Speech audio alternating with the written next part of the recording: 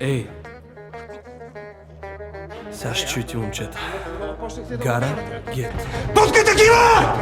Ти вече не си фактор, свикваш. Влизам вътре, закривам заведението. Толкова куви ми е леш на полезението. Моите са тука, нимай с отношението. Много сме нагли, бе, това ми е поколението. На твоята бързо развалихме поведението. Мисля, че усещаш Гара Гето въведението. Забранените субстанции, това не е забавлението. Не могат да те чакам, бе, изчерпа ми търпението. Часта праста, кеша ни е краста.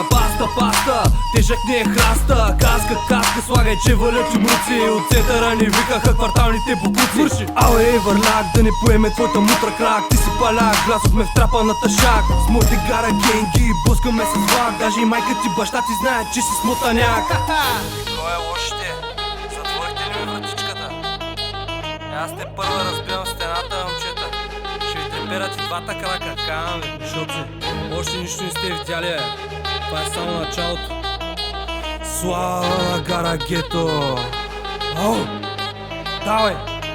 Кво стана сега, бе, господин началник? Кво ми се обясняваш, че съм нахалник? Че те ми се рисето, вика, то се ненормалник. Два куплета пръскаш гащи като гумикалник. Знам, че завиждаш, ето се вижда. На всеки тук му казвам, без да се обижда. Този, който моите хора ги тормози. Сегашно време само инвалидна количка да го вози. Тука нищо не може да ни спре. Кво се правиш, че не знаеш, ве, братле?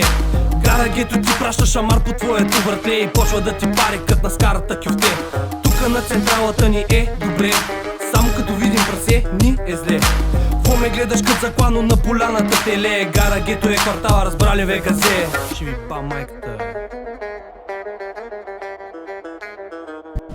Христе мой, ти си завършъка на всички добри дела.